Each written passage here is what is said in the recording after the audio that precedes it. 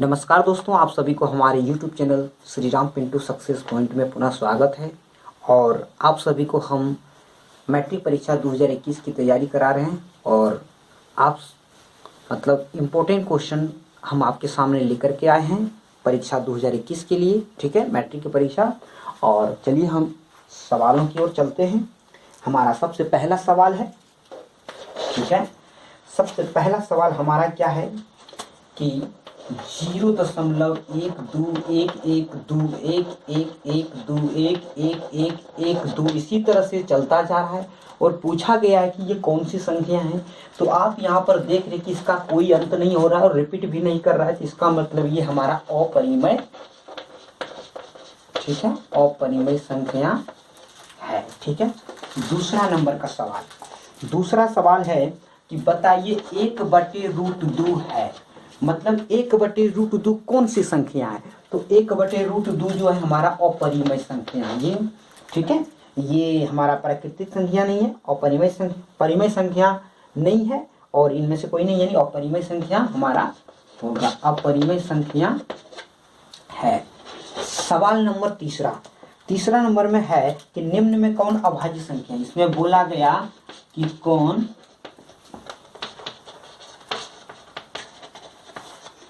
अभाज्य संख्या A B C D। इसमें लिखा हुआ है 8 9 11 15, तो हमारा 11 अभाज्य संख्या है। क्यों?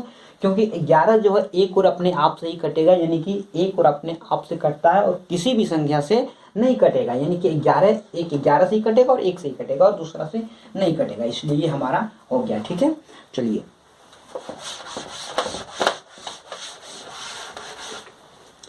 अगला सवाल हमारा है, अगला सवाल 4 नंबर में है कि निम्न में कौन परिमेय संख्या है। नंबर ए में लिखा हुआ है √49/64। नंबर बी में लिखा है √81/91। नंबर सी में लिखा है √31/51। नंबर डी में लिखा है √49/101।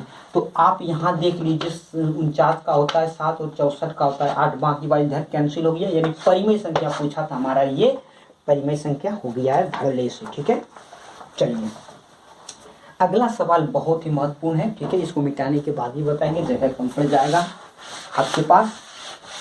चलिए अगला सवाल हमारा क्या है, अगला सवाल है कि यदि अल्फा तथा बीटा, ठीक है, हाँ अगला सवाल हमारा है यदि अल्फा तथा बीटा द्विघात बहुपद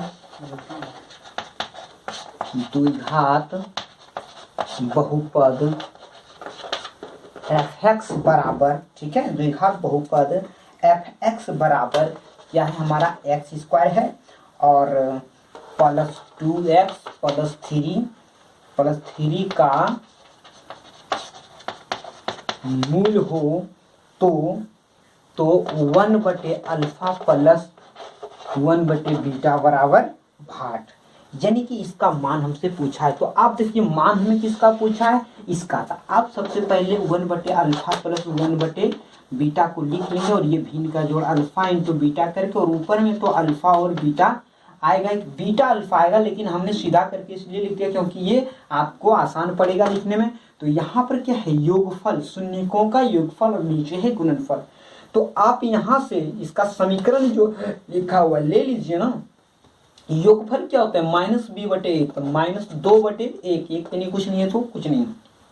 गुणनफल होता है c/, यानी कि 3, तो हो गया 3/c/, तो c और a तो कुछ नहीं है, यानी कि हमारा इसका मान हो गया -2/3 हो गया है, ये हमारा फाइनल आंसर। ठीक है, -2/3। चलिए अगला सवाल है नंबर 7। ठीक है, नंबर 7 का सवाल है कि बहुपद, बस यही बहुपद वाला ही है, द्विघात बहुपद का, इसमें पूछा गया कि गुणनफल क्या हो जाएगा। ठीक है, चलिए इसमें बोला गया कि बहुपद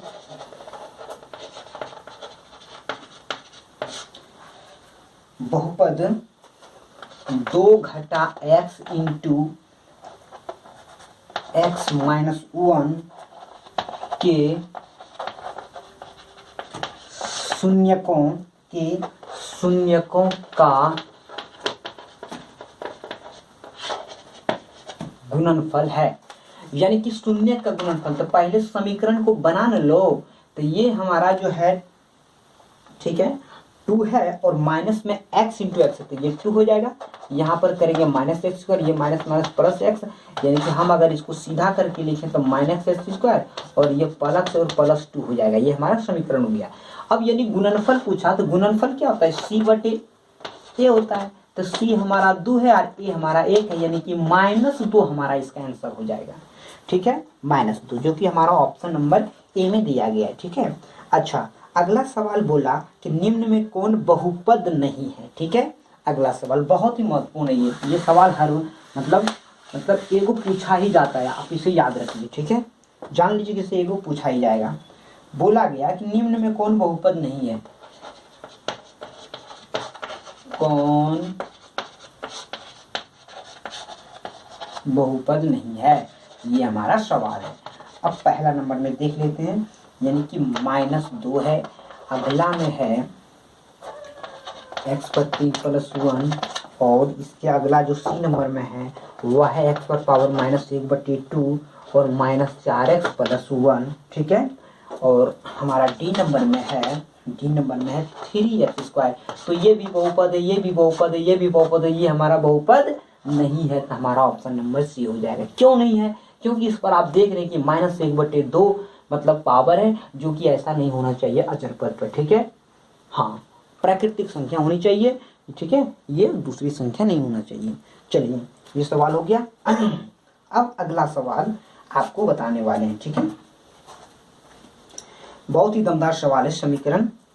ठीक है, बोला गया कि अगला सवाल में कि समीकरण x प्लस 2y बराबर 9 में, बहुत ही आसान सवाल है, इसे आप भी बना सकते हैं। अगर नहीं जानते हैं तो अच्छा से सीख लीजिए। यह है, ठीक है, यदि x बराबर 5 हो तो y का मान क्या होगा। आप देख लीजिए, x प्लस 2y बराबर 9 है ना, यही है ना समीकरण। तो x का मान 5 है ना, तो x के जगह पर 5 रख ले लीजिए। x 5 प्लस 2y बराबर 9। अब देखिए यहाँ पर क्या हो जाएगा, 2y बराबर 9 घटा 5 और y बराबर आराम से 4/2, यानी कट जाएगा। ये हमारा y का मान 2 आ गया है। ठीक है, तो इस तरह से हम इसे बना लेंगे तेजी से। चलिए, ये सब ऑप्शनल सवाल से आप तेजी से ही बनाए तो अच्छा है। ठीक है, जितना फास्ट आप इसे बना सकते हैं, आपका समय बच जाएगा। चलिए, अगला सवाल है हमारा। ठीक है, हाँ,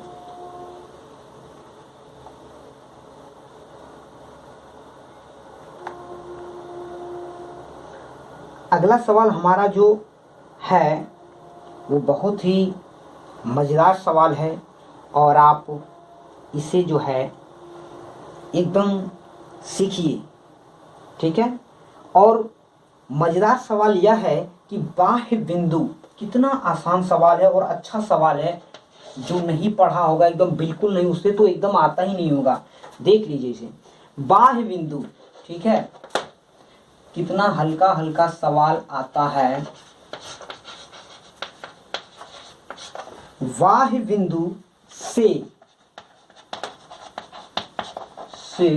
वृत्त पर खींची गई, ठीक है, वृत्त पर खींची गई स्पर्श